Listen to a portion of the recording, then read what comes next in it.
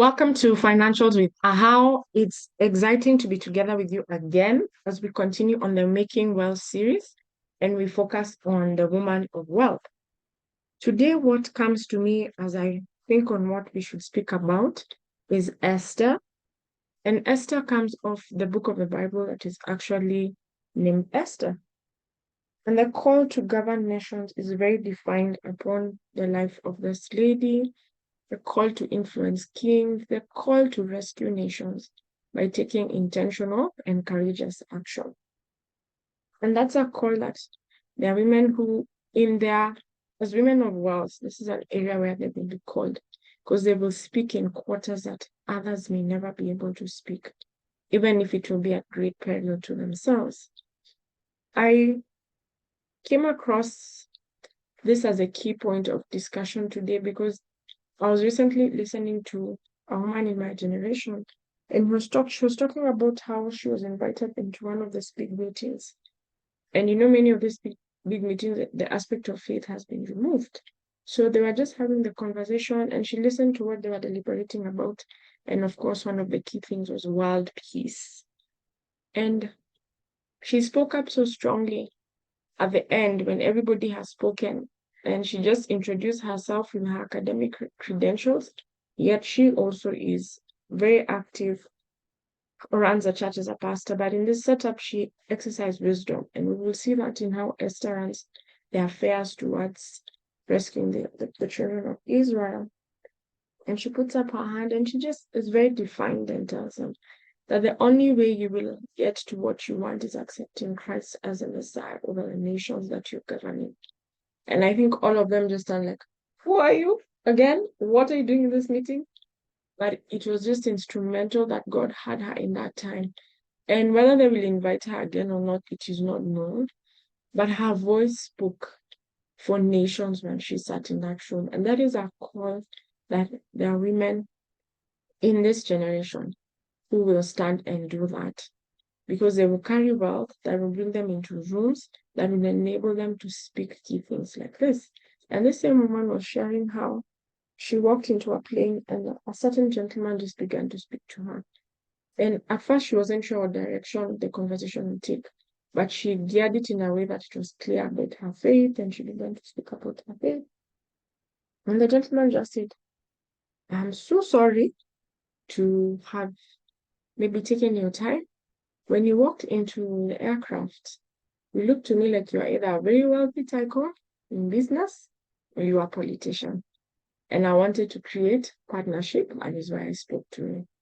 And for me, I was just like, wow, presence. He said that she carried presence. So I pray for those of us as we walk as women of wealth, where we are called as Esthers, where we're called to govern nations and influence. We will walk with that knowledge. We'll be present to do the things that we need to do to enable us to walk into that space in how we manage ourselves and how we manage our finances, that we are the head and not the tail. We are making conscious financial decisions that enable us to influence leadership and influence nations and walk into the right partnerships. So allow me to read the scriptures that just settle in my spirit. We start with Esther 4 and read from 4 through to 9. I read the NKJV. So Esther's maids and eunuchs came and told her, and the queen was deeply distressed. Then she sent garments to clothe Mordecai and take his sackcloth away from him, but he would not accept it. Pull up, let's do 3. And in every province where the king's command and decree arrived, there was great mourning among the Jews, with fasting, weeping, and wailing, and many lay in sackcloth and ashes. So Esther's maids and eunuchs came and told her, and the queen was deeply distressed. Then she sent garments to clothe Mordecai and take his sackcloth away from him, but he would not accept them. Then Esther called Hathach, one of the king's eunuchs, whom he had appointed to attend her, and she gave him a command concerning Mordecai to learn what and why this was. So Hathach went out to Mordecai in the city square that is in front of the king's gates, and Mordecai told him all that had happened to him and the sum of money that Haman had promised to pay into the king's treasuries to destroy the Jews. He also gave him a copy of the written decree for their destruction, which was given at Shushan, that he might show it to Esther and explain it to her, that he might command her to go in to the king to make supplication to him and plead before him for her people. So Hathach returned and told Esther the words of Mordecai. The context of this is a certain man had arisen in that generation. His name was Haman, and he was an enemy first of Mordecai. And then he realizes Mordecai is Jew, and he just raises his enemyhood against all of the Jewish people. And I've gone ahead to go to the king, place money in the royal treasury, and require that he be allowed to have a day or a time where they bring the Jews down. So this had caused an uproar among the Jews, and there was a grieving. And even if they're in exile, they did not fail to carry their way of just making supplication to God. And Esther being in the palace, you see there's a certain exemption. So this information flowed quickly among the Jews before it got to her.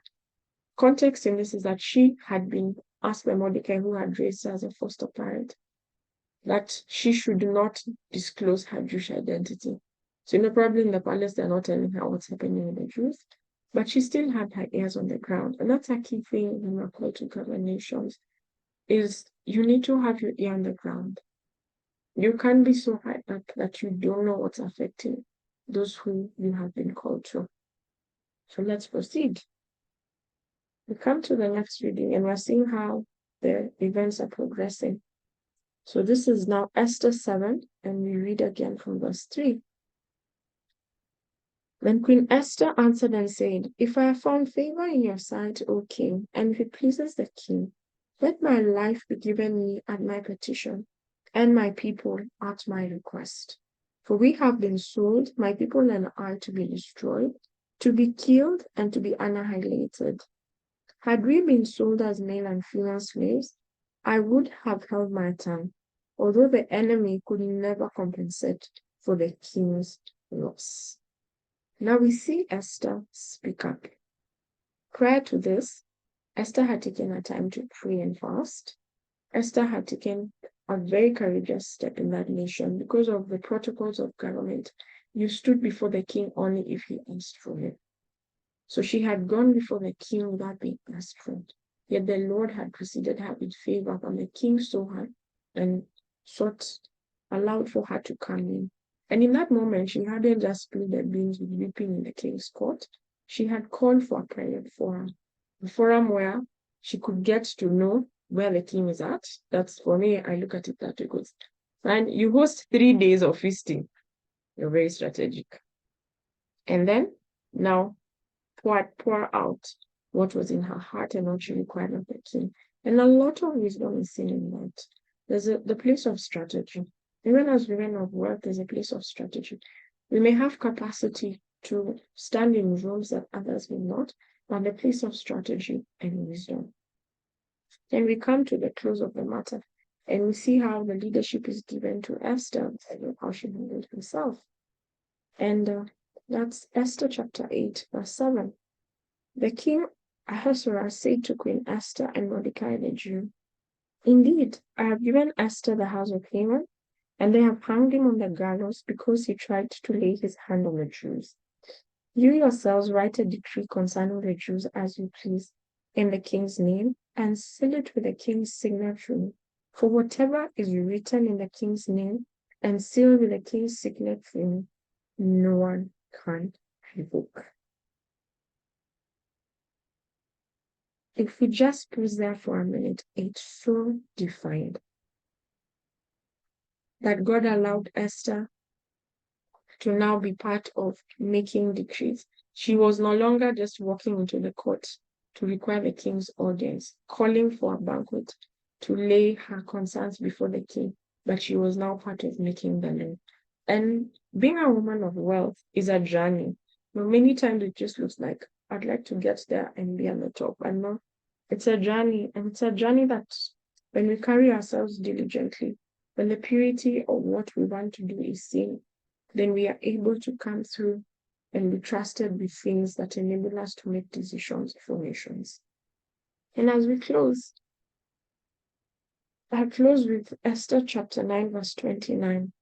Then Esther, the daughter of Abihail, with Mordecai the Jew, wrote with full authority to confirm this second letter about Purim. Wow.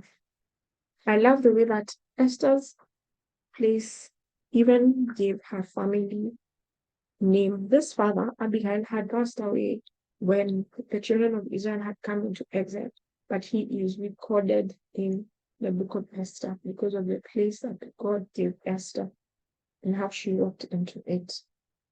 And for me, that's so key that when we carry the call of God, when we carry ourselves in the areas that God has assigned to us as rightly decreed, then we are able to not only carry ourselves but carry others.